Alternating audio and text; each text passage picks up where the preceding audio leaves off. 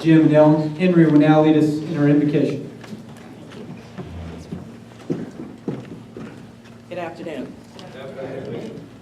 Please bow your heads. Lord, we are thankful for the blessing of this day.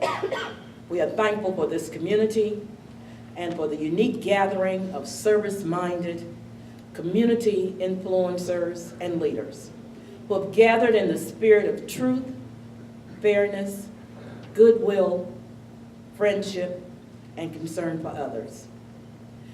Give us, O Lord, this vision, your vision, so that we may see your love in the world and in our community, in spite of human failures.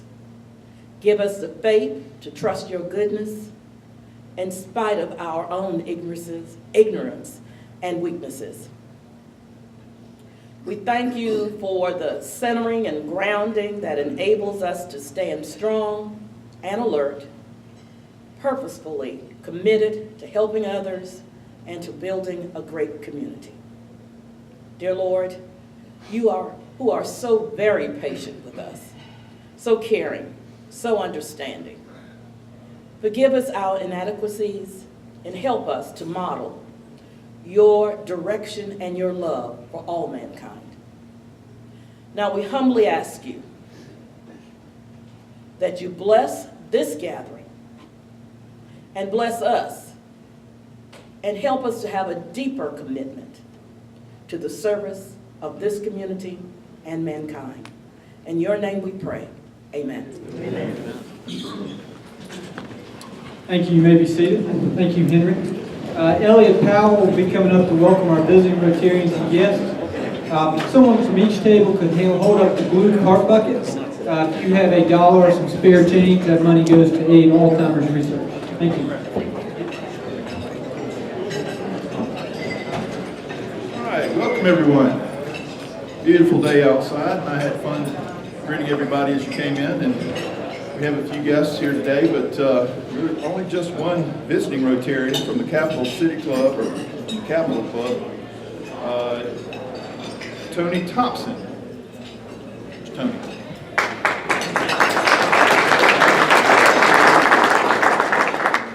Mark, I'd like to get you to help me with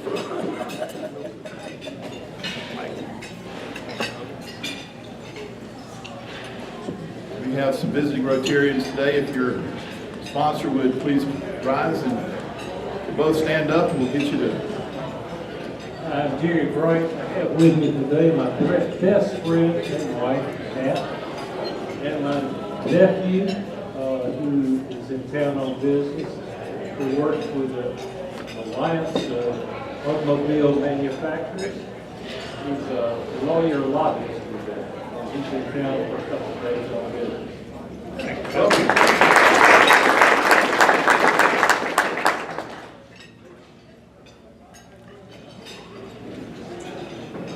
Club bodyguard, I have with me Bill West, one of my partners in Scott and Hill. Welcome.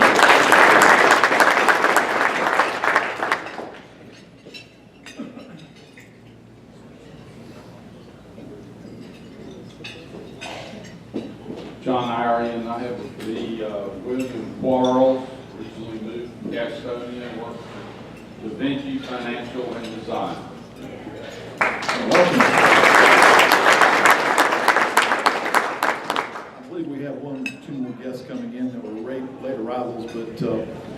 ample time, we'll go ahead and just give everybody a big Rotary welcome.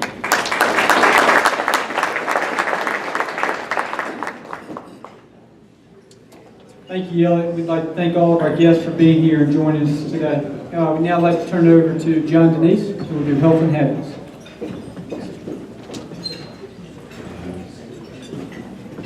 Thank you, President John. Well, that came up pretty quick. So for health and happiness, I usually try and find, is Rusty here today? Did Rusty play the piano? No, Rusty keeps up, you guys, Rusty keeps up with the Rotarians in this club and some of the former Rotarians and some of the older Rotarians. Rusty does a better job than anybody that I know of keeping up with those folks. So thank you to Rusty for usually having that news for us. One bit of health news I do have in prayer requests. Doc Ryle, another one of our long-standing, just outstanding members of this club. Her son John is still hoping for a miracle, and so Dot asks for your continued prayers for John and his family and Dot's whole family. He's currently at the beach, enjoying some R&R and feeling, remarkably well, all things considered. So if you'd please keep Dot's son John and their family in your prayers. Alicia Connors is a new member in this club, so everybody should get to know all new members and be nice to all the new members.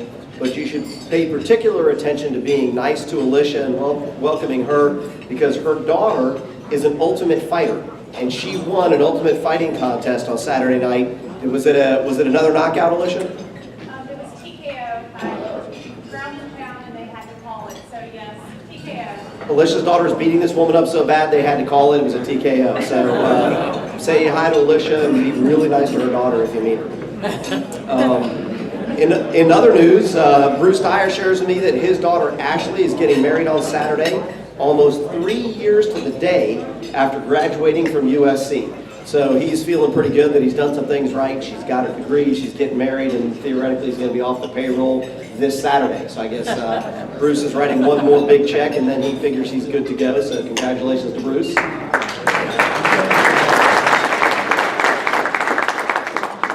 So for health and happiness, the folks that do health and happiness frequently kind of come up with their thing. Emery Starretts does some quizzes for us, and Wayne Cannon, encourages you to read the Rotarian and keep up with what's happening with that. You can win prizes if you do that when Wayne's got health and happiness. So when I do health and happiness, I try and come up with some jokes and stuff, and there's some pretty tight parameters for jokes at Rotary. You have to try and be funny but not be offensive and all these things, and so I tend to rely on my mother for these kinds of jokes because she loves to send me these emails. But lately it's been getting harder and harder. My mom is 78, lives up in the DC area, and when my mom was 60, I encouraged her to take up golf, and she took up golf and is now a golf addict, and she's getting kind of saltier and saltier as she goes on, so I'm having to screen more and more of her jokes and eliminate them. So, but I've got some stuff that Mom has shared with me that I'm going to share with y'all, and I think most of it's okay. And John, the ones that aren't, take it up with my mom, please. So these are the things that kind of make you go, and they're questions that there's no good answers to. First one is, can you cry underwater?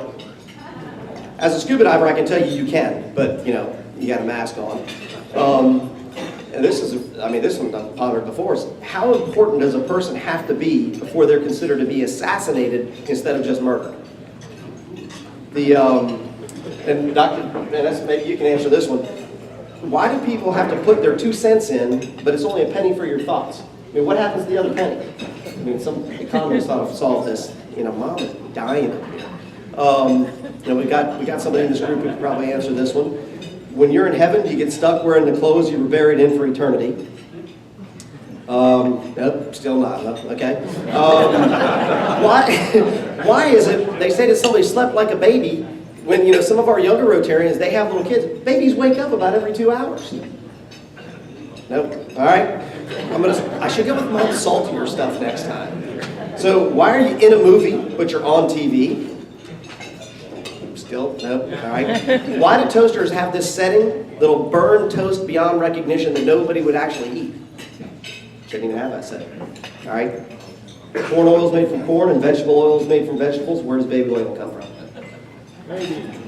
All right. We might skip it, but I like this one. If electricity comes from electrons, does morality come from morons? Yep. Okay. Now this could be my edge here. Thanks, Elliot. All right. Do the alphabet song and Twinkle Twinkle Little Star, is that the same tune? And why are you all humming that in your head, the two songs? Why do they call it an asteroid when it's outside the atmosphere, but they call it a hemorrhoid when it's inside of you?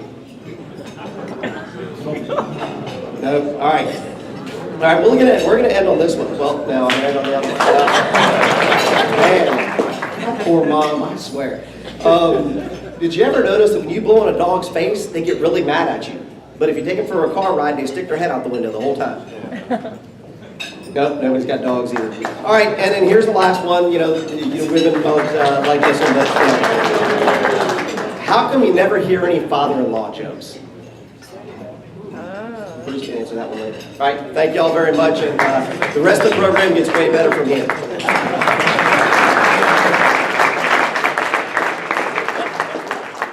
Thank you, John. I would now like to call Becky Earhart up, who's going to do some Paul Harris recognitions for us.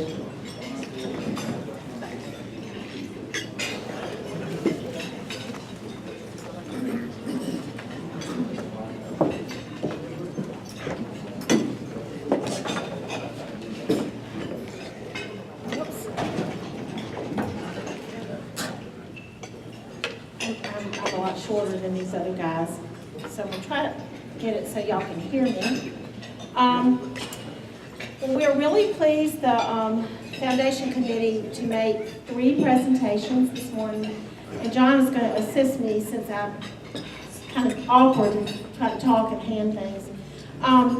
So the first is going to be Chip Smith. Chip, this is his second Paul Harris Fellow. Just a little bit on Chip. Most of all of y'all are going to know all 3 of these people. He's married to Marty Smith, has 4 children and 6 grandchildren. He went to Wofford College and attended USC Law School. Most of y'all known him as the CEO and president of Constant Incorporated, but he now owns and operates Constant Gervais Street Car Wash, Mobile One Lube Express, and retail shop.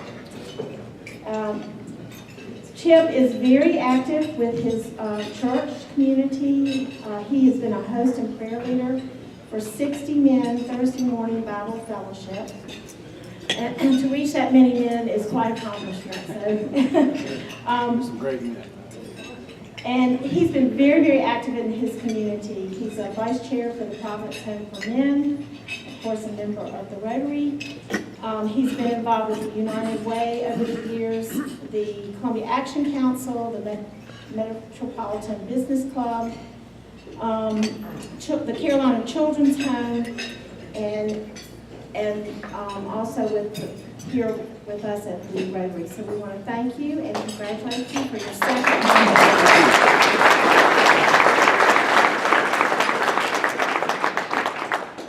The next one is Sonny White, and I know all of y'all know Dr. White. He is married to Joanne Abernathy, and they have 2 children and 2 grandchildren. Dr. White earned his BS. And the first time I met him, I had no idea his background was from the business side, because he just does such a great job in education. But he actually has his BS in textile chemistry and a PhD in chemistry from Clemson, and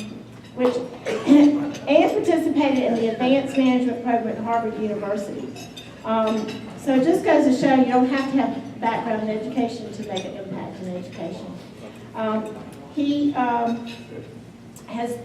he's had more than 30 years of extensive large-scale business and industry experience.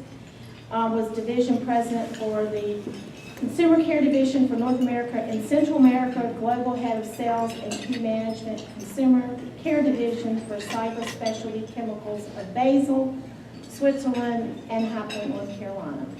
That was all prior to him making transition into the education world. He was Executive Vice President at Guilford Technical Community College prior to becoming the 5th President of Midlands Technical College, April of 2006. He has been extremely active in both the community in North Carolina as well as in Columbia. Since he moved here, he's done, I'm not going to go into all of it because as you know, he's extremely active in everywhere. But he served as a board member of the Greater Columbia Chamber, Ingenuity South Carolina, Central South Carolina, Midlands Business Group, and many more. So thank you for your support to the foundation.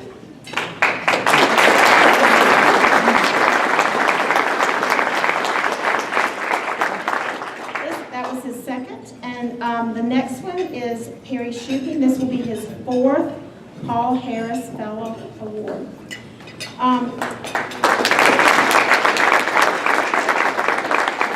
Perry was born in Salisbury, North Carolina, moved to Columbia in 1961. He graduated from Columbia High and is a dedicated Gamecock, having graduated from USC in 1971 with a BA in history. He married the former Rosemary Warner and has 2 children and 4 grandchildren. Perry first began his career in banking at First National Bank when he was in college and kind of worked his way up. In 1980, he left banking to join his father in the family Honda car business. Perry will be celebrating his 35th year in business this year. Perry believes in giving back to his community.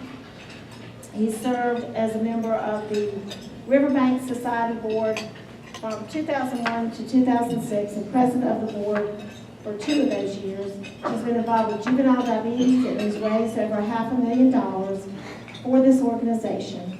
He currently serves at the board of directors as a regional vice president of the South Carolina Auto Dealers Association, representing the Capital District. He's supported numerous organizations and their causes, and recently has been a sponsor for the B-Ball of the South, Coaches versus Cancer, the American Cancer Society, as well as the Columbia Rotary's LeaderCast initiative. He has given faithfully to the Rotary Foundation, and as I said, this will be his 4th. He believes in giving nationally and internationally. Thank you so much for your support.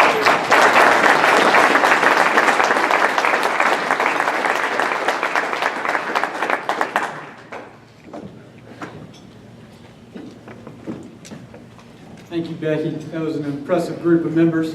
I appreciate it for all you do for Rotary, both locally and nationally and internationally through those contributions. We now would like to call up Lee. Lee works for SC&G, which is a sponsor of LeaderCast.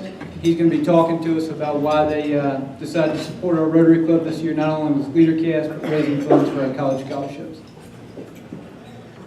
Thank you, President John. As you mentioned, I was asked to just spend a few minutes to say why the company sponsored this event, and the answer is quite simple. It's because of President John. I think the first call I took from him was probably 10 months ago, asking if we would consider the sponsorship.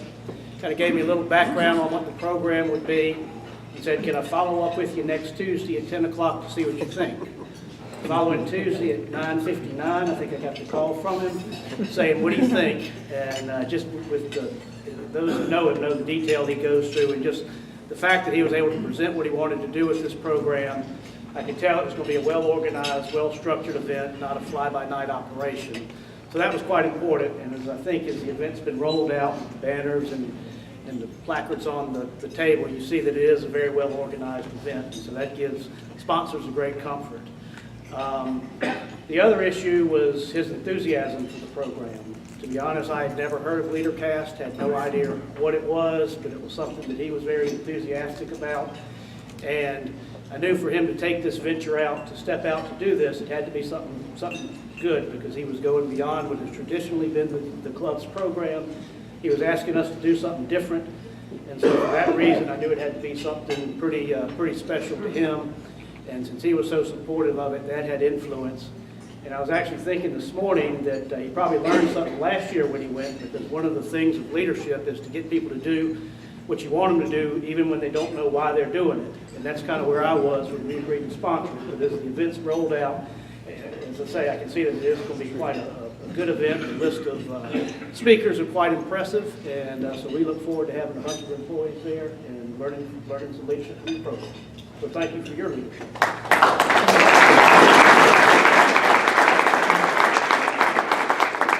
Thank you, Lee. And those sponsorships are going to play a large role in the college scholarships that we'll give out this year. Neil and his committee have finished their selection process. We have 2 graduating seniors who will receive scholarships from us, and then 1 graduating senior who's going to be going to West Point, who's going to receive a one-time contribution from our club to assist with some of their uniform and book purchases when they report to West Point this summer.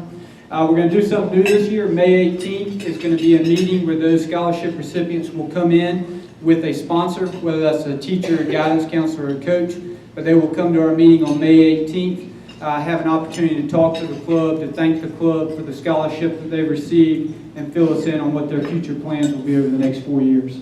So LeaderCast will be on June 18th at the Darla School of Business. There's 500 seats. We have sold out 380, so we're very thankful to our sponsors and to the members that are supporting this event. It's exceeded our expectations up until this point, and just very appreciative of where we are. Before we turn it over to Adam for our program, I was told by little birdie that it's Regina Brown's birthday today, so we'd like to say happy birthday.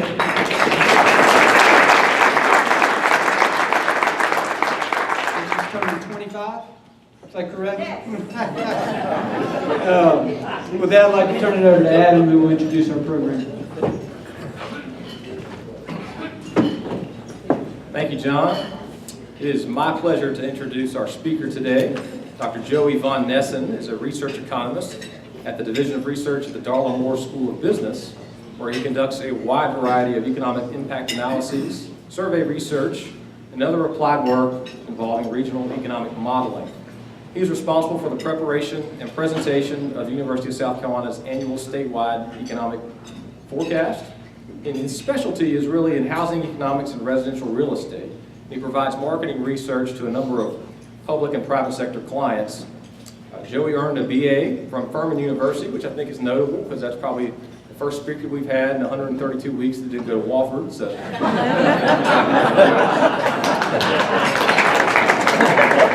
He also has a PhD in economics from the University of South Carolina. Now all that is on Joey's bio on his webpage, but I think we needed more. So I dug a little deeper into Joey's bio. I actually contacted my former colleague, my current friend, and his wife, Dr. Erica von Nessen. There are 2 Dr. von Nessens at Joey's house for a little more information about Joey. And a couple of things I think you need to know. Erica was very clear with me that while Joey is considered one of the up-and-coming young economists in the Southeast and an esteemed man in the academic field, he is the second best economist at his household. And Joey's dream as a kid was not to be an ivory tower academic in the dismal science of economics. In fact, his dream as a kid was to be a DJ. His background is in broadcasting. He started when he was 9 years old, and he was hooked from that point on. In order to break into the business, he took a job as a mascot for B106 as the Bee. And that helped him. He broke into the business from there. He was a weekend DJ throughout high school and throughout college in Columbia. Joey's going to speak on a topic that is important to all of us, the health of the South Carolina economy, and we're honored to have him here today.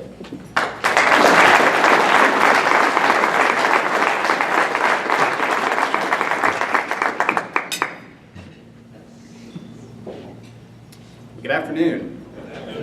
That wasn't so bad. I was a little worried because Erica this weekend, she said, so I got an email from Adam Jordan today, and I thought, oh no, what's going to happen here? So, but thank you for that introduction, and thank you for the invitation to join you all today. It's great to be here. Can everybody hear me okay?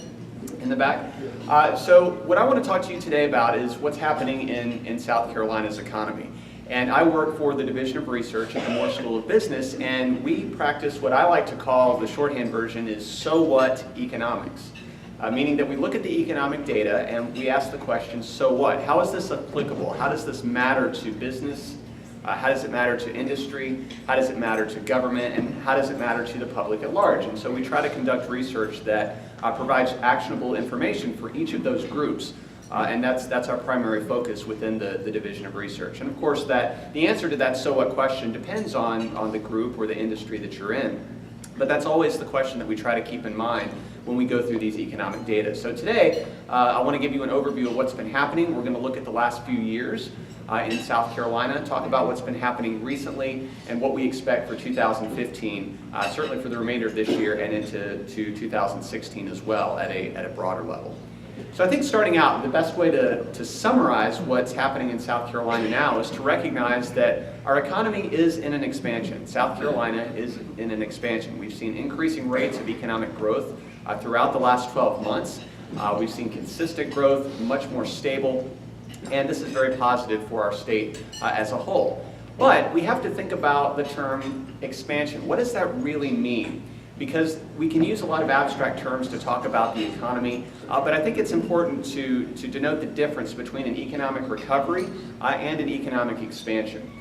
Because we have transitioned in 2014 from being an economy that's in recovery to one that's being in an expansion. And the difference is very simple. A recovery is simply what's happening in our state when we're moving in a positive direction, but we're still behind the levels of growth that we were at before the Great Recession began, or behind the levels of growth that we would otherwise expect in a normal period of economic activity. So we can analyze what's been happening in the last several years, compare it with what happened, for example, between 2004 and 2007, the last real economic expansion we have, or trace it back before then. Look at the economic expansion and the expansions in the 90s, in the early 2000s, and so on. So it's a benchmark to compare against what we've seen previously and what we might expect. And then an expansion, of course, is when we get to a new level of growth. So we attain that pre-recession health, for lack of a better term, for the economy, and we move into a really uncharted water. We're moving ahead. We're moving to higher rates of growth, to more sustained economic activity. And that's what's happened in 2014. We really achieved that level of pre-recession economic activity and are moving further in the right direction. So that's very positive for our state. Let me give you some evidence for that and see if I can convince you that that's actually true. We can look at employment growth in South Carolina and trace that back as far as we want to go. Here we go back about 10 years to January of 2005. And it's helpful to see what the picture looks like. Now, that may look like a Texas Longhorn to you. It does a little bit to me. So the effects of the recession there are very clear. But I draw your attention, first of all, to what we saw between 2005 and 2007, the period leading up to the Great Recession. What do you notice about employment growth? It's fairly stable, and it's hovering right around 2%, perhaps a little bit higher than that. Right around 2%, though, is kind of the magic number. And then if we look at what's been happening since 2010, since we really began recovering, you can see that we've been moving to progressively higher rates of growth, but overall it's been below what we saw between 2005 and 2007 up until early 2014, and we've marked off the period there between where the recovery, so to speak, really ends and the expansion begins. So that's really a turning point in South Carolina's economy that we've seen in the last 12 months. If we look at it and zoom in a little bit and just look at data going back to January of 2012, you can see that rate of growth is steadily increasing. Again, it's very consistent, it's stable.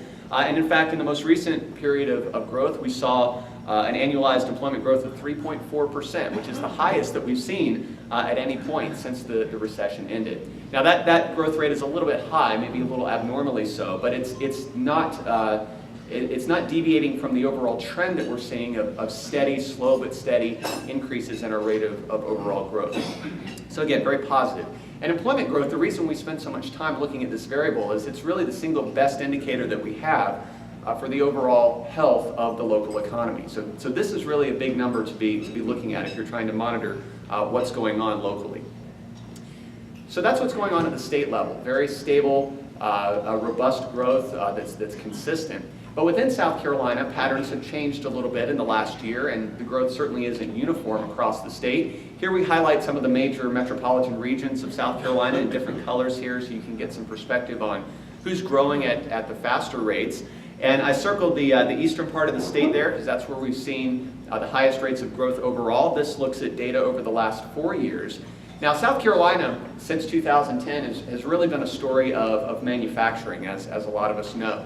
We have a very strong automotive cluster in the upstate anchored around BMW. We have an emerging aerospace cluster in Charleston centered around Boeing. Both are growing at very rapid rates. And of course, we've got tires throughout the state, somewhat concentrated in Columbia, but certainly across South Carolina. And we manufacture more tires now in South Carolina than any other state in the country. So manufacturing has been a huge part of our growth in South Carolina since 2010. Now, if we look at what growth patterns have looked like over the last 12 months, we can see that even though the highest rates have been along the coastal regions, that's actually gone up if we look just over the last year. So you can see our annualized growth rate, 2.6% compared to 3.6 and 5.6 in Myrtle Beach. So you look at that and say, well, what's going on there that's making Myrtle Beach go kind of wild right now? It's a little unusual. And what's happening is the fact that in the last year, we've seen households be at their best position financially at any time over the last 5 years. In other words, households are in a better financial position today than they have been at any point in the last 5 years. Why is that the case? One reason comes down to the housing market. We've seen housing markets rebound. The house prices are beginning to appreciate, so households are building more net wealth. We're seeing debt go down over time. We're seeing, because interest rates have been low for so long, that many households have had the opportunity to refinance. And as we're seeing this broader-based expansion take hold, we're seeing fewer layoffs, we're seeing people seeing wages begin to go up, and all of this has the cumulative effect of increasing household net wealth. That's leading to more consumer spending on a broad-based level, and that really affects the leisure and hospitality sector. Really affects the leisure and hospitality sector, really affects tourism as disposable income goes up. And so we're seeing that manifest itself in the coastal region of the state, particularly in Myrtle Beach. So there are very direct relationships there as we see increases in consumer spending, and that correlates to increases in the leisure and hospitality sector, which is why we see this growth over the last year in the eastern part of the state. Now, I mentioned that South Carolina is really a story of manufacturing, certainly over the last 5 years. And we can draw an interesting comparison between what's been happening in the automotive cluster and what's been happening in the aerospace cluster. And if we actually look at the number of jobs that have been added in each of these industries, we get a very interesting result. And it turns out that in the years following BMW's arrival back in 1994, the number of jobs that were added in the automotive cluster is almost identical to the number of jobs that have been added in the aerospace cluster since Boeing's arrival in 2007. So very, very similar rates of growth in terms of the number of jobs being added. So what does that tell us? Well, right now, the automotive cluster is much larger than the aerospace cluster. Depending on how you define it, it's about 3.5 times or so. But what this tells us is the automotive cluster has become a major force for growth and a major economic powerhouse in South Carolina over the last 20 years. And the aerospace cluster has the potential to do the same thing if it keeps up its current rate of growth. So in a sense, we can say that the automotive cluster gives us a preview of what the aerospace cluster might look like in terms of being a real anchor for South Carolina's economic growth going forward. So you can see a number of these industries that are contributing to our overall recovery turned expansion in 2015. These are some numbers that really just summarize the major metropolitan regions, so you can quickly look and see where the area you're most interested in compares to, and how it compares to the state growth overall. All right, so let's talk about industries a little more specifically. So I've mentioned, we've mentioned the regions in South Carolina. Let's talk about industry-specific growth patterns. We've gained about 157,000 jobs total in South Carolina over the last 4 years. And the question is, where are they coming from? One way to really get a sense of where they've come from and how they're changing, how the composition of job growth has been changing, is to look at the top sectors that have been generating jobs, that have contributed the most to employment growth, and see how that contribution has changed. That is, what was the total contribution in each major sector in the last 4 years overall, and how how has that composition, how has that contribution changed within the last 12 months? So here, what this shows us, what these red bars indicate, the red bar represents the contribution to employment growth in that particular industry over the last 12 months. And the blue bar represents what it's looked like over the last 4 years. So if the red bar is higher than the blue bar, that means that we've seen a greater contribution to employment growth from that industry in the last 12 months. So we want to look at industries where the red bar is higher and say, what's changed? Why is that industry contributing more to job growth now in the last year than it has in the last 4 years as a whole? There are three industries that stand out. The third one from the left is leisure and hospitality. I've already addressed why that's the case, so we're not going to really touch on that too much. And the other two are government and construction.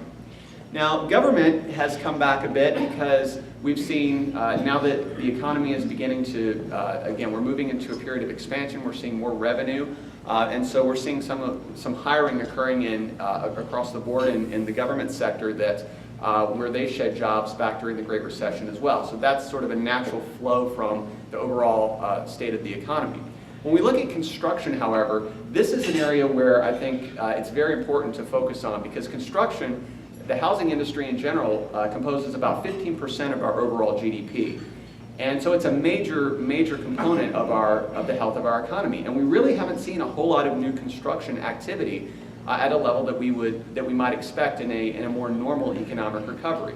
There are a number of reasons for that, but the bottom line is that we've seen more growth in the resale market and not a whole lot going on in terms of new construction. So the fact that construction is actually generating more employment relative to what it's been doing over the last 4 years is very positive, because we can't have a full recovery and sustained recovery without a solid construction sector and housing industry. We can see the benefits that have come about, though, from housing over the last several years. Again, house prices have begun to recover, and they have stabilized.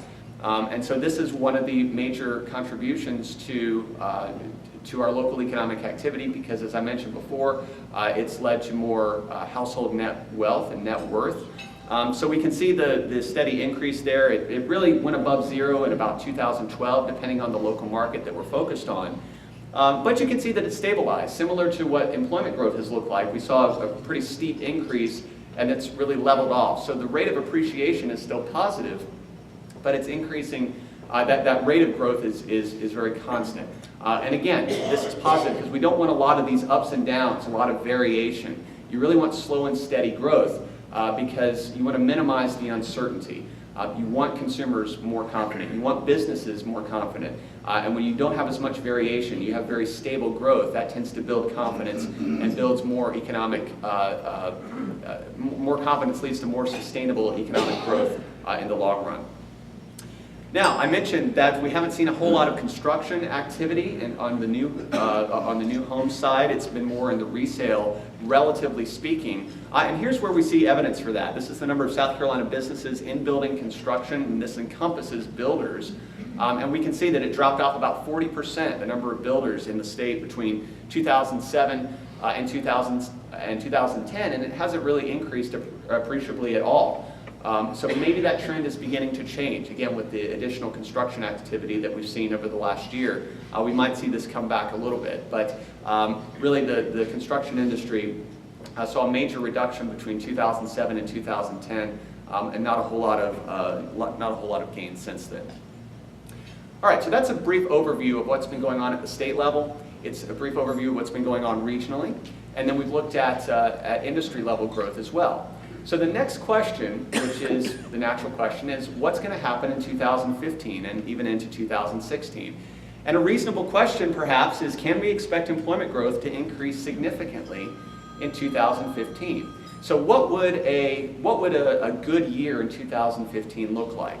Well, we might say that if we've seen employment growth of 2.6% over the last year, maybe 3%, 3.5%, 4%, that would make 2015 definitely better than 2014. So are we likely to get to that level?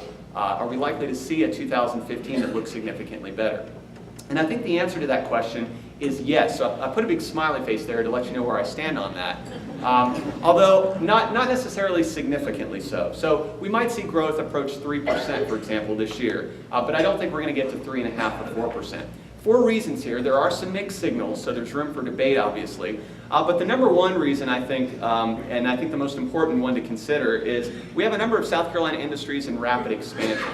So I'm just going to briefly share this with you. These are the major super sectors in South Carolina, and you don't need to look at each one, but the point here is that the major super sectors, the ones that have the largest volume of total employment, are all growing at a rate faster than the state average. So that's going to move that state average up. The growth has to come from somewhere, right?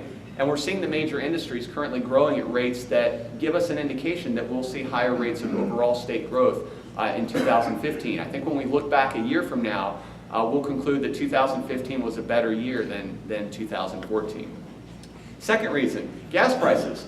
To the extent that gas prices remain low, we're all aware of the dramatic drop during the second half of 2014. That has a major positive benefit for consumers.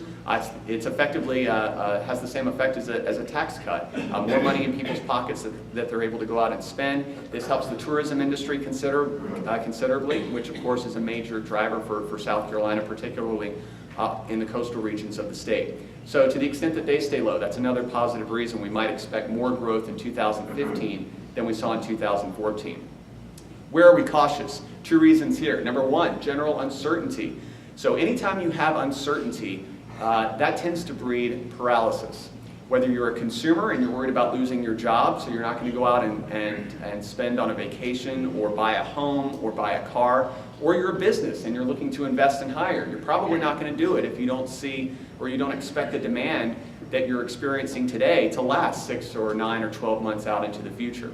And right now we have a relatively high level of uncertainty, I think, over what we would normally expect in an economic expansion. So we're still, the big elephant in the room is when are interest rates going to rise? If we look at global markets, global growth has been relatively weak, at least certainly through the end of 2014. Still a lot of political dysfunction in Washington between Congress and the President. So a lot of uncertainty right now that, again, on the margin, will lead to lower growth rates than we might otherwise expect. We don't know what the exact effect of that will be, but again, it's one reason to be more cautious about 2015. And then finally, I already alluded to global markets. This is particularly relevant to South Carolina in Europe because South Carolina exports more of its goods to Europe as a percentage of its GDP of total economic activity than virtually any other state, which makes us more vulnerable to a European recession relative to other states. Normally that's a good thing because it means we're more integrated into the global economy, but of course it can create a problem as well when we're not seeing a whole lot of growth there, which has been a problem recently. So these are the 4 real mixed signals that we're seeing. But again, I think number 1 up there is going to have the biggest effect, and right now that's looking positive.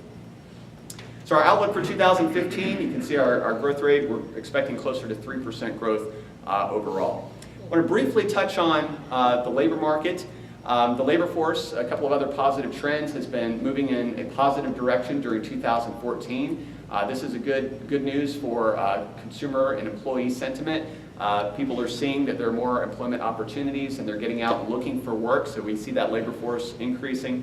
The number of job openings at its highest rate now at any point, including the previous recession period in early 2015. So from the demand side, the labor market is actually looking pretty good. Again, because we're seeing employers that are out looking for, the demand for workers is there. They're out looking for employees.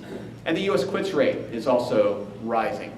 Now, why would this be a good thing? People quitting their jobs. Well, it's because they're more confident in what's going on. They're seeing a stabilizing economy. So people who otherwise might be tempted to stay in a job because they can't find anything else, or they're looking to move to another industry for any number of reasons. Maybe they're moving geographically. They're more confident in doing that because they think they can find another job. Again, this is a sign that we're moving to a more prosperous economy as viewed by employees. So it's a good sign of employee confidence there. Our outlook for the unemployment rate for 2015, we expect it to continue to tick down. to around 6%. It's currently at 6.7%. That's the most recent monthly figure that we have. Don't expect it to tick down quite as fast because as we see the labor force now that it's increasing, the fact that employment growth and the labor force are increasing simultaneously will tend to prevent the unemployment rate from coming down as quickly. But it's important to recognize that that's a good thing. We want to see employment growth and we want to see people coming back into the job market. So the fact that the unemployment rate doesn't go down as much this year, that doesn't tell us anything about whether or not the economy is stagnating or growing in and of itself. So if both are going up at the same time and we see a relatively flat unemployment rate, that's actually a good thing. And then finally, I'll just spend a couple of minutes talking about income growth, because this has been a major concern both in South Carolina and for the country as a whole. Not seeing a whole lot of wage growth right now. The good news is that may be changing in South Carolina, at least the latter half of 2014. For the first time, we saw income growth in South Carolina outpace what we saw at the national average. And South Carolina has been ranked very highly relative to other southeastern states. And this, once again, is fairly unique. We haven't seen this much in terms of growth in excess of the national average since 2010. The only, at least through 2013, we don't have end-of-year data for 2014 yet, but at least through the end of 2013, the only region of the state that has seen any appreciable growth in excess of the state average in terms of income has been Charleston. And that's largely because of the advanced manufacturing going on down there, all the high-tech hiring, engineering, computer science, IT, those types of fields, which really are in high demand right now and bid up the average wage overall. Not going to spend too much time here, but we can see growth rate or the average wage in aerospace significantly higher than the state average.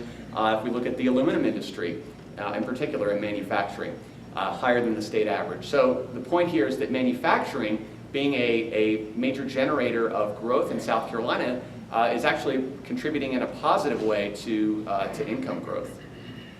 So full employment, what does this have to do with income growth?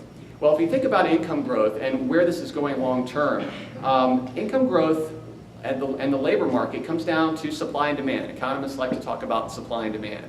And the labor market is no different. So as the economy continues to grow and we continue to see, remember I just showed you that jobs vacancy rate, so the demand for labor is high, relatively high. As it continues to go up and we see more demand for labor, what does that do to wages? What does that do to the price of labor? It tends to bid it up, right? So it's inevitable that as we see the economy continue to expand, we'll begin to see increases in wage rates in South Carolina. Now, where do we get to full employment? When do we get to this point where everybody who effectively wants a job has a job? So full employment is typically defined as when most of the people who are unemployed are unemployed for transitory reasons. So they're moving from one job to another, or they're moving from one area of the country to another. But it's not due because to the fact that they can't find jobs. So where do we get to full employment? What's the rate there? Well, most economists will tell you there's no consensus here, but it certainly isn't when the unemployment rate's above 5 or 5.5%. So if we look at the U.S. level, we're definitely not at full employment. Maybe we're getting close, and in South Carolina, not quite there yet either. But we're beginning to approach an unemployment rate where maybe we begin to think about that. So as we get closer, we'll tend to see wages bid up, again, just because the demand is going up in general. So to summarize then, South Carolina, it's really hit its stride in 2014. We've transitioned from a recovery to a genuine expansion, and I'm fairly optimistic going into the summer. I think 2015 will be a better year than we saw in 2014, and we'll continue to see this expansion take hold. We're seeing more broad-based growth across more industries. As I showed you, there are several industries growing faster than the state average. This is relatively unique. Manufacturing has been carrying us to a large extent over the last several years, which has been very good, but we need more broad-based growth. We don't want to put all our eggs in one basket. So it's important to see more industries growing at faster rates, which is what we're seeing. Consumers are in better financial shape. They have more disposable income. That's a huge plus for us as well. And we're finally seeing some positive trends in income growth And I think the real factor for concern right now is to look at underemployment, still a concern. A lot of people who are working still are unable to find full-time work, working part-time only because they can't find full-time positions. Still a lot of discouraged workers out there. So we're moving in the right direction, but that's the biggest area for concern right now. So I will stop there. Thank you very much for your attention, and if we have a couple of minutes, I'd be happy to take a few questions. Yes, sir. I'm really struggling with the significant increase in employment with a very small drop, if any, in unemployment.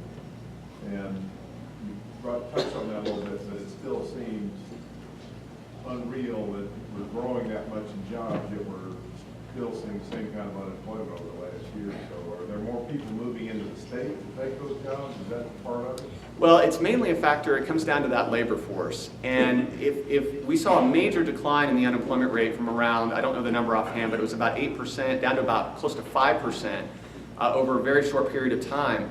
But a lot of people were dropping out of the labor force during that time. And so if you think about, you've got this pool of unemployed workers, and when they drop out of the labor force, they kind of disappear. So if the number of unemployed workers as we measure them is going down, then we're going to see a huge decrease in the unemployment rate. Does that make sense? So we can see the labor force go down, no change in employment, and the unemployment rate still drops. And if we see if we see employment growth and the labor force rise at exactly the same rate, you won't see any change in the unemployment rate at all. Because again, think about that pool of unemployed workers. As those people get jobs, more unemployed people come into the labor force and replace them. So the absolute number of unemployed people isn't changing a whole lot. And so that's why you see that flat unemployment rate, even though we're seeing employment growth. So the two aren't, they're related, of course, but you have to be careful about using that unemployment rate as a real proxy for the health of our economy. Yes, sir. Have we reached in South Carolina or nationally the same number of people employed in 2008 yet? Or are we still trying to catch up? No, we passed that point in 2013, actually. So that was another major milestone for us, sort of breaking through that ceiling. Hasn't happened for all counties, if you look at a county level breakdown, but for the state and for the metropolitan regions, yes, we've hit that level. Yes, sir. So I've heard, and I don't know if this is true or not, BMW historically has had about a $7 billion impact on South Carolina, but that Boeing is going to be almost $15 billion or twice that. Is that true or not?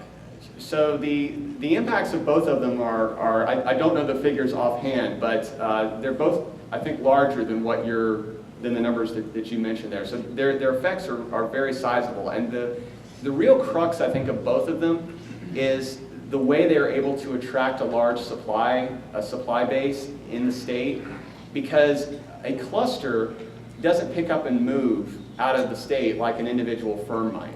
So if you look at the aerospace supply chain, which has really developed since 2007, or look at the automotive cluster, huge supply chain that's particularly concentrated in the upstate, those have an ability to scale up employment significantly in ways that other industries don't, because new firms come in and they spend money with all these supplier firms, and so that money stays in the state. Whereas if a firm comes in and has to purchase all of its supplies from outside of South Carolina, those dollars are lost. So when we build up these clusters over time, then that means we're going to see more stable growth in those areas in the long run. So it's about the individual impact of the companies, but it's also about the emerging clusters, which help to keep the region growing at a higher base over a longer period of time. But do you think Boeing is going to be a bigger cluster than BMW? Well, we don't know. I mean, it depends on how the growth pans out. But I think based on what we've seen so far, if the growth rates in aerospace continue, then aerospace certainly has the ability to be as big as the automotive cluster is today. Although the automotive cluster will continue to grow too, so I don't know that they'll equalize. But yeah, there's a lot of potential there. Yes, sir. Joey, do you have any statistics about small business in relation to larger businesses and hiring? Anything you can share with us about that? No, not specifically. So small business, I can talk about it a little bit from the perspective of the clusters. So in aerospace, for example, one of the findings that when we've looked at this cluster is that a large amount of the growth has come from smaller firms, meaning 10 or 5 or fewer employees. Looking overall, if we look at small firms versus large, patents is a good way to look at when we talk about innovation and entrepreneurship. Columbia tends to do okay relative to other cities of comparable size. That's one way to look at it. If you look at other cities in the country that have similar population, demographics, and so forth, how do our the number of patents that we see created here relate relative to these other regions? Columbia does okay there, but I don't know any specific numbers offhand that really addresses the heart of your question, I don't think. Go over here, yes, sir. Yes, sir. We were told years ago by somebody who was visiting with this club that there was a big income difference between a worker in North Carolina and Georgia and South Carolina. Are we closing the gap, so to speak?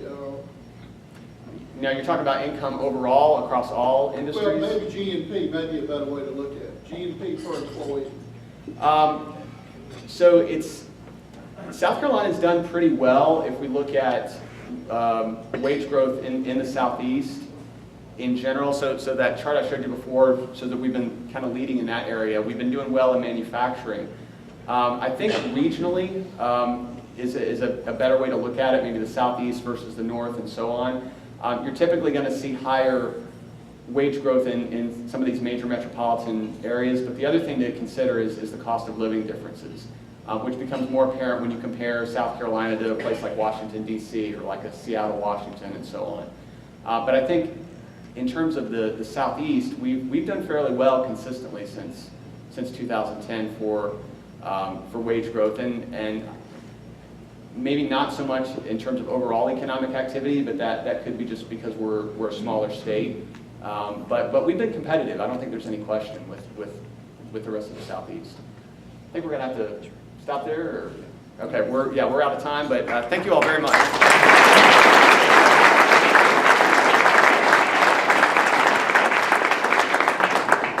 Joey, thank you. On behalf of your town, we have this from the club. That was a very insightful, very encouraging program.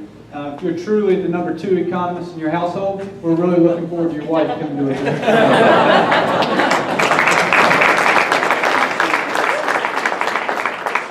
Mark, next week's program? Next week, we'll continue to hear more about the South Carolina economy. We have representative from Continental Tire coming, April Allen. So here to give us an update on what Continental Tire means. Okay, thank you. And Jim Smithwick will close with My Country Disney.